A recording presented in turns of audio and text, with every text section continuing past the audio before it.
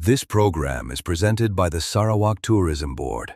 Sarawak, the gateway to Borneo. On this week's Hot List, losing altitude. Why has the country's national air carrier dropped out of the world's elite top 20 best?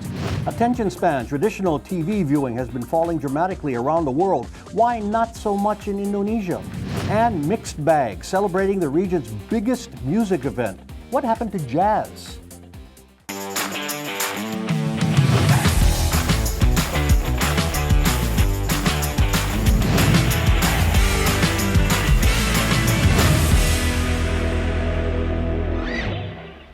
Hello and welcome. This is Hot Indonesia, the talk show that always gives you a happy ending. I'm Dalton Tanonaka in Jakarta. Here are my co-hosts. Yenny Wahid is director of the Wahid Foundation, which promotes pluralism. She is the second daughter of the fourth president of Indonesia and chair of the Indonesia Climbing Federation. Santiago Uno is out this week. Sitting in for him is Peter Gontha, business pioneer, former ambassador to Poland, and founder of the Java Jazz Festival. Sir, thank you for coming. Hot topic number one, losing altitude. Now, it was a big deal back in 2014 when the airline rating firm Skytrax named Garuda Indonesia a five-star airline, joining global competitors such as Qatar Airways and Singapore Air. But several scandals and global turbulence later, Skytrax downgraded our national carrier this year to 4-star, citing a decline in product quality. Now, let's start with the disclosure that both Yenny and Peter have been independent commissioners at Garuda, tasked with advising and recommending. First to Yenny, what happened from those good old days 12 years ago? Yeah. In a nutshell. Basically, what happened was, Garuda was trying to not just, build its image, but also build its confidence. The new fleets were arriving, and then, standards of service were rising, and, the employees felt very proud. Indonesia felt represented, by these world-class airlines, having a world-class airline. But then, of course, aviation industry is tough. We've got the legacy issues of corruption, also issue of business profitability. You've got fleets that simply do not meet the realities on the ground. You've got all sorts of problems. Basically, sustainability was not met, financial issues. That's a big basket of stuff that they had to work through. And Absolutely. You said aviation industry, but everyone had to go through that, all the airlines. Yep. But let's get a little more specific. I remember, like you said, when Garuda was flying new aircraft, right, back 10 years ago, airport facilities, the lounges, along with the new airport, impressive. And spirits, as you said, were flying high. Peter, you've been vocal recently about the situation at the airline. What's the biggest issue for you? I've been pretty vocal not only recently, I've been vocal from the ever beginning. I was representing a businessman, Khairul Tanjung, who invested a great sum of money in the company, and I just mentioned and I just said anything that I believe was wrong. And the biggest recent blow came from Skytrax downgrading Garuda from a prestigious 5-star airline to a 4-star airline in 2026.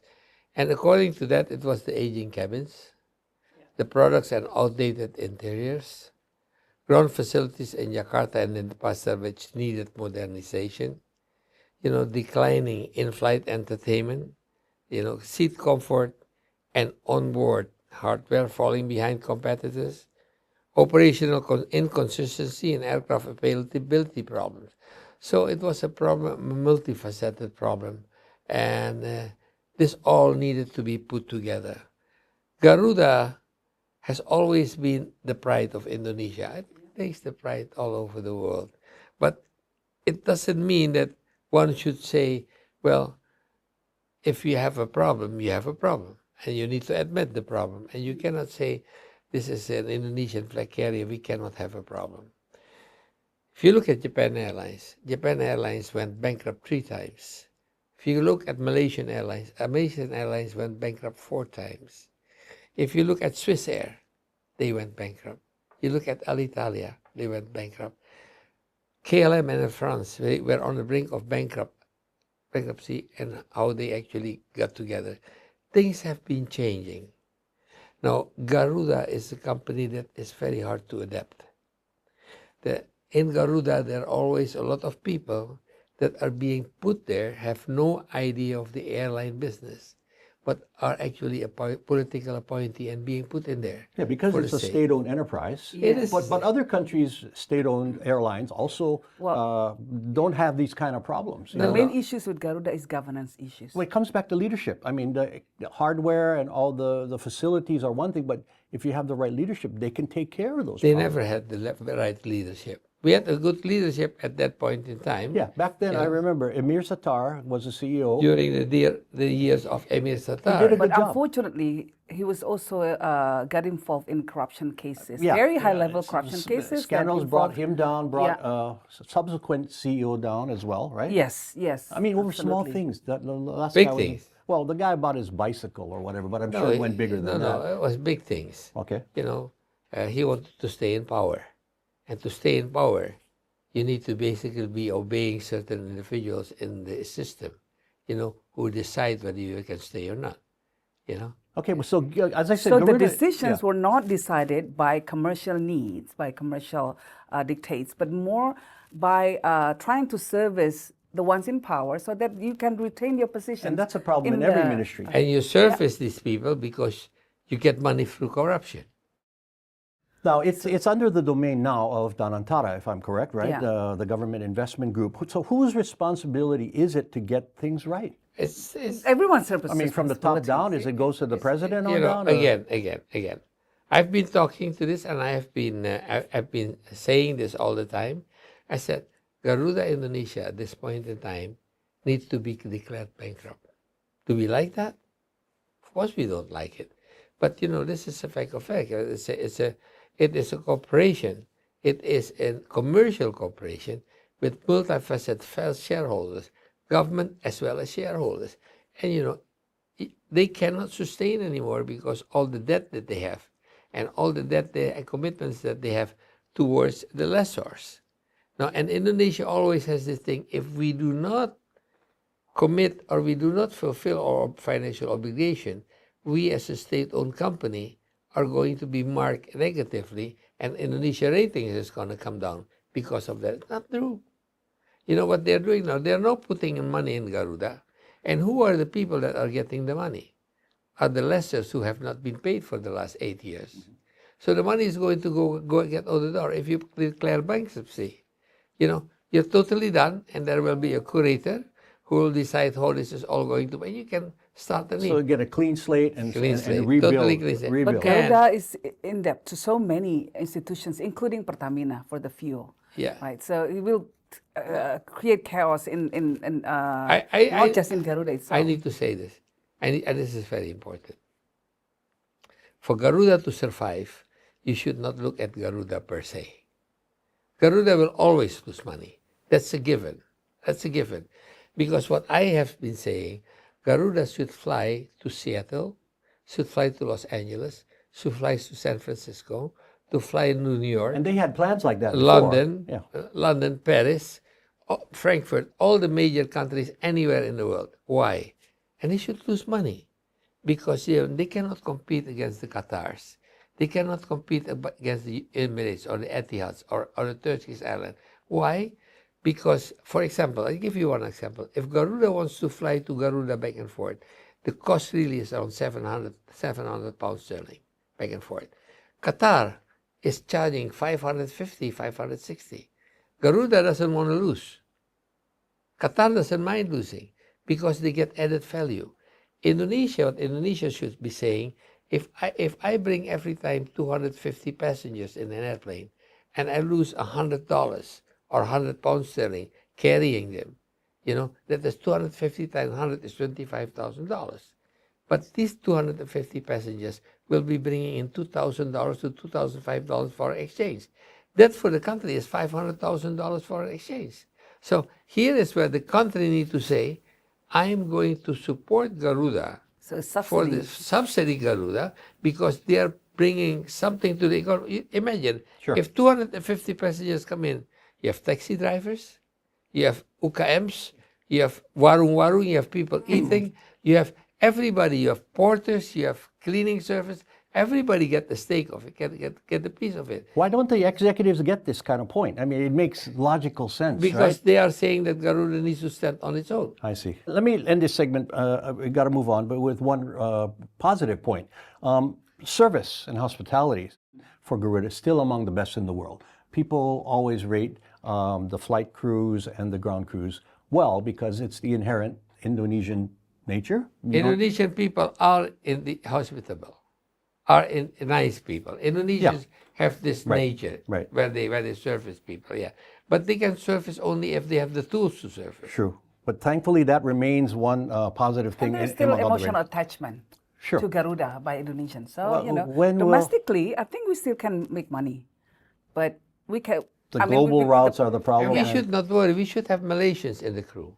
We should have Singaporeans in the crew. Look at Malaysian and Singapore Airlines. We don't? They have. It's only Indonesia? I didn't know that. I thought there were some Japanese. Japanese, Thai. I thought there was some going to the Japan route. Yes. No. You were too protective. Not as much. Okay. All right. Okay. Good points. Now, Hot Indo will continue shortly with attention span. We know watching TV has become way less popular. Why Indonesia is a bit immune.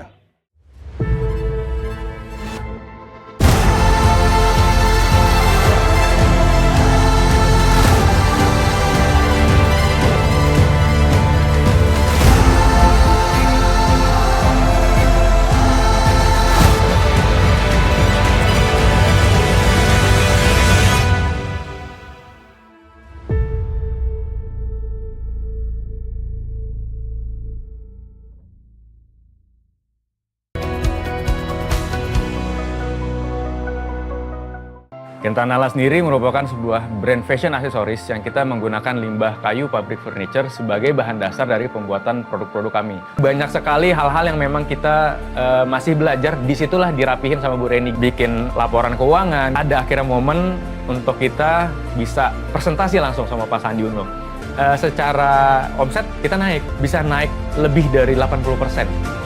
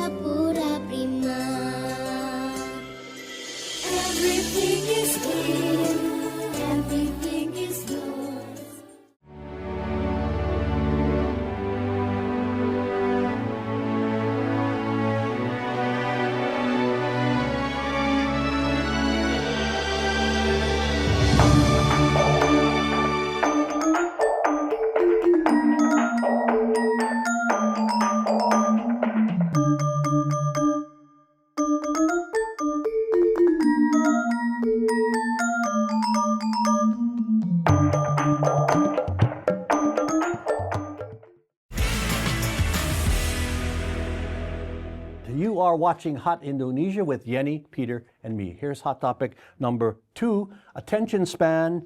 It's no secret that less people are watching traditional TV on broadcast channels that play programs at the time they want.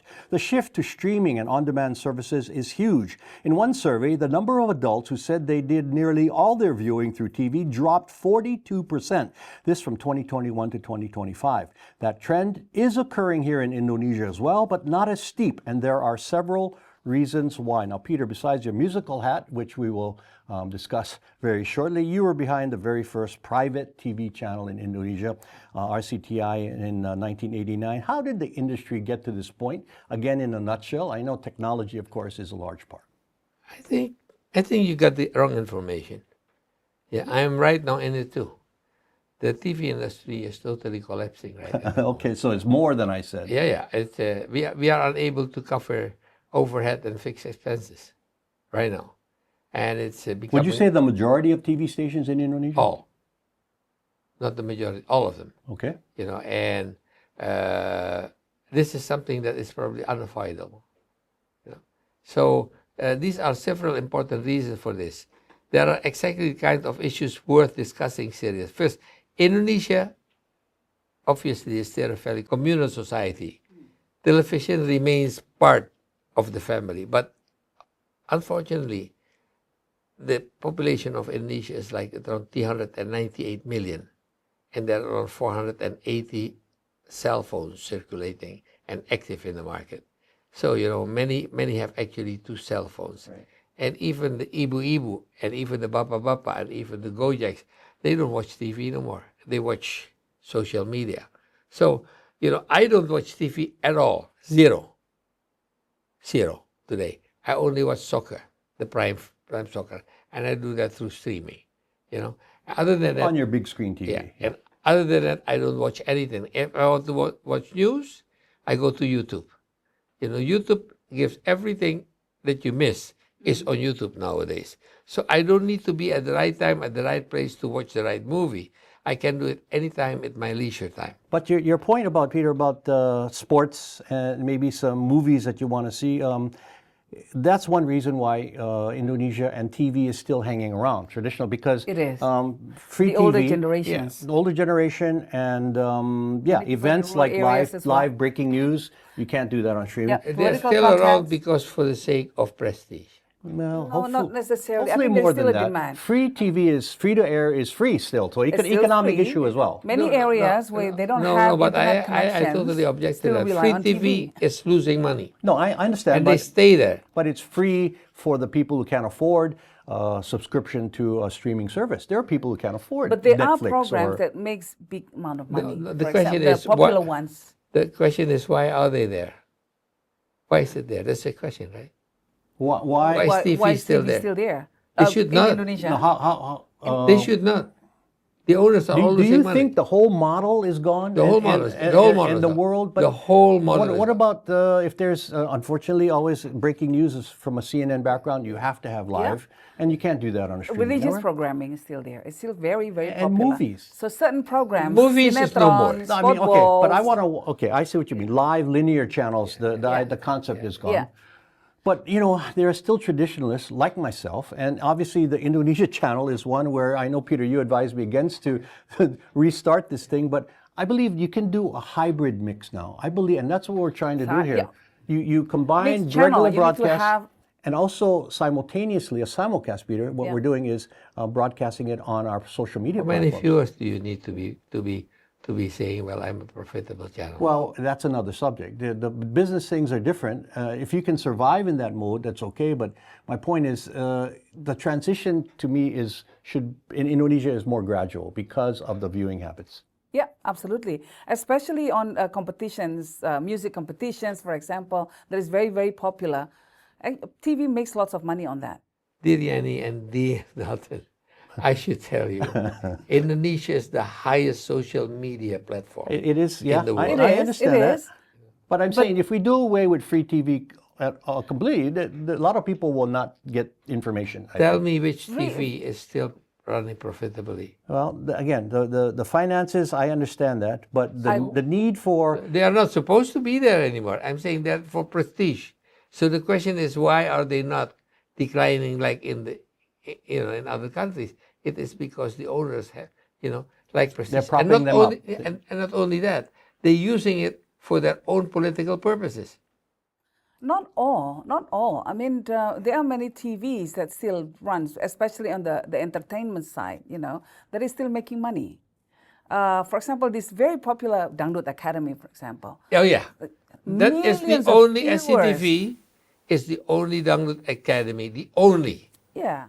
I forgot to tell that. But And in the total, Cinetron as well. the channel or the program. Especially the program. And you know what? Especially in the future with AI, where they can cut costs on productions, and they can if they can still retain the same numbers of viewers, cut cost productions, and still get the sponsors, I think they can still they can make more money.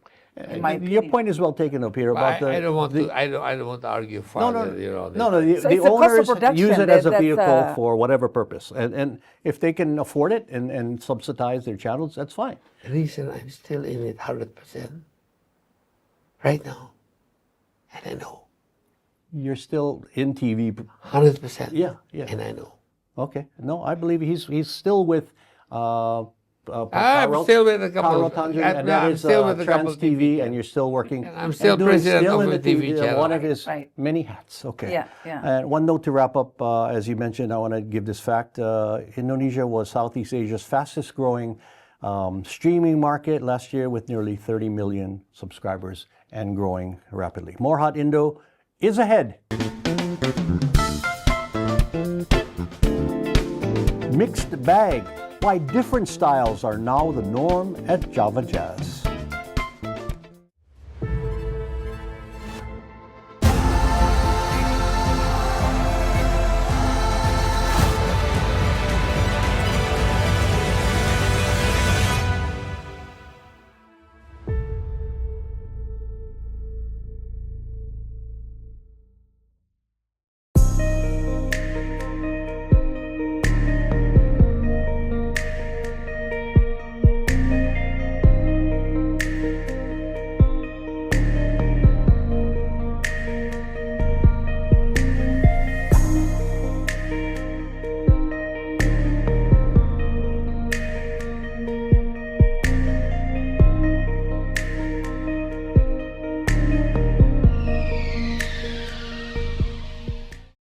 Setiap organisasi memiliki potensi yang besar yang menunggu untuk dibangkitkan.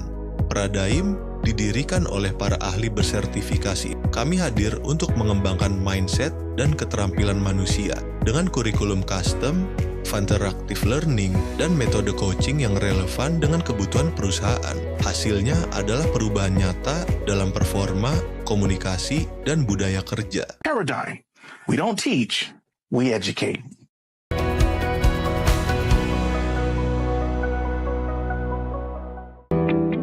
Aku ngelihat bahwa masih banyak hewan peliharaan yang itu tuh masih menggunakan produk-produk manusia, dan aku menginisiasi Anima supaya bisa menghasilkan obat-obatan untuk hewan.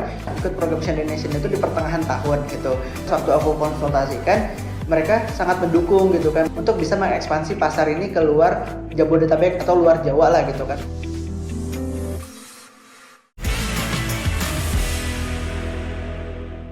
You are watching Hot Indonesia from Jakarta. Hot topic number 3, mixed bag.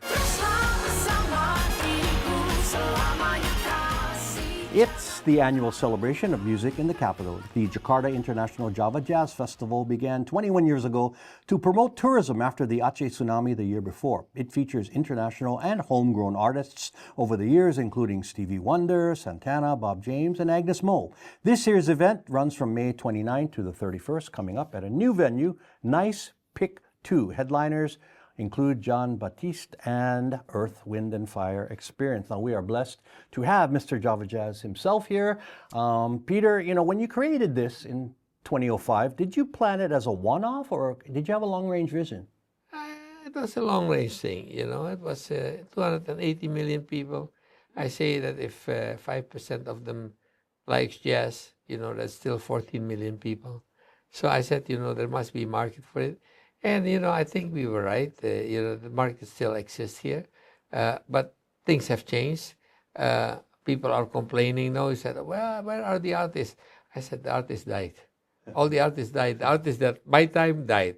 And the people who are my age that watch don't go no more, cannot walk. So, so Java Jazz is now converting into the new age of jazz. The younger jazz people. But when you say jazz, in the first event, first couple of years, was it primarily jazz artists? It was primarily jazz, but you know, we always combine it with also some rock stars and what have you. If you look at the Montreux Jazz Festival, the North Sea Jazz Festival, the Playboy Festival, and even the New Orleans Jazz Festival, there are always rock stars that come in, because rock stars really attract also a lot of people. But it's basically the root of jazz is in any kind of music. Yeah, it's hard to attract mainstream fans with only the jazz genre. Now, Yenny, you're a music lover and a singer, which you showed me recently, and I really enjoyed it. How many of you attended, you think, over the years, and what are your best memories of Java Jazz? You know, I have to confess. You've never been? I've never been, because one simple reason, logistics. I've always known too late. No, seriously, too late, and then oh my God, it's already happening. And then I couldn't get a ticket. So maybe this is Call something. him. Yeah, I did. Did I talk to you before once? And no, people worried about the crowds and the parking. Crowds, I mean, yes. No, Java Jazz is always fixed last weekend of May. Okay. Last weekend of May, Always right? the last Friday, Oh, I was Saturday. Since a certain year, or right? something Since a like that. certain Every you know, year. so- Yeah. Okay. Yeah, It but I would was- love to go this year. Yeah. So You tickets should. still available? Oh yeah, thanks. Okay. I said, yeah, you should go. Fantastic. I'll invite Well, we're you. talking with him right now to get some of his Let's go past. together. I would go, well, especially this nice new venue, right? It's Yeah, new it's and beautifully. and because the previous one, the standing room, and it was like a fairgrounds. It was less comfortable than previous years. This is too big though. This is a Right. very big venue, and we have problems filling it. In Kemayoran, if there were like one day 40,000 people, it was packed.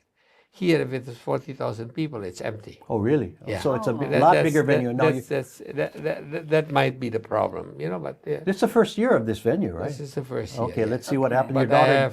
I have people like Agwan or Kugianto Kusumo people. Yeah. They are totally, they have said, I want to make this one of the biggest venues and event exhibition in Indonesia. I want Oh, to wow. compete with Singapore. And this that's gentleman you basically- mentioned yeah. is the owner of that area. He's the owner. Okay. And he wants to This is compete going with to be a peak. Singapore. Yeah. All right. And your daughter Dewi now runs the operations part of it after She runs the operation. runs the thing, part. and it'll continue on indefinitely, right? Yes. Again, the last weekend of May for the Java Jazz Festival. Okay, it's feedback time now, and Chantik07 posted this on IG about the survey we talked about that said Indonesians are the happiest workers in Asia. This is actually good news for us. It shows the level of sincerity Indonesian people have. And Wayan added this on the same subject: we are happy people even though our heart is broken. Here's how to contact us with your feedback. Email at hotindo@theindonesiachannel.world or comment through our Hot Indonesia or Indonesia Channel X, Facebook, Instagram, and YouTube pages. Final words, Yenny. Okay, the Pati sexual incident reminds us that it is still a very much prevalent case in the society, and this is something that we need to address very, very seriously. Sexual manipulation still happening around us, and it's not just brute force alone.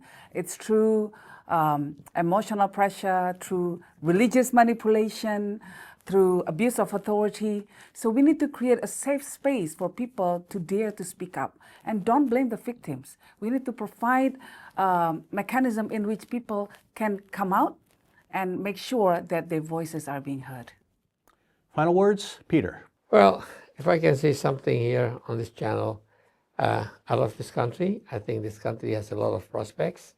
There's one thing, everything that we do and that goes with it is the law. The law needs to be consistent. There should not be questions. People need to be comfortable to live and work in this place. And if we can establish a law which is fair, true, and without speculation and uncorrupted, I think this country is going to be one of the best in Asia.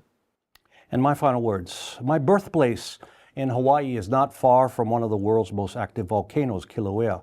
So it makes me very sad that 3 people were killed in the eruption of Mount Dukono on Halmahera Island in North Maluku last Friday. The threat is real. The hikers should not have been there. There is a 4-kilometer exclusion zone around Dukono. Local guides are now being questioned if they led the visitors to the crater. And even if they did, I would not challenge nature in this way. Walk away, not toward unnecessary danger. And that is Hot Indonesia for this week. For Yenny Wahid and Peter Gontha, I'm Dalton Tanonaka. Thank you very much for watching, and please join us again next time.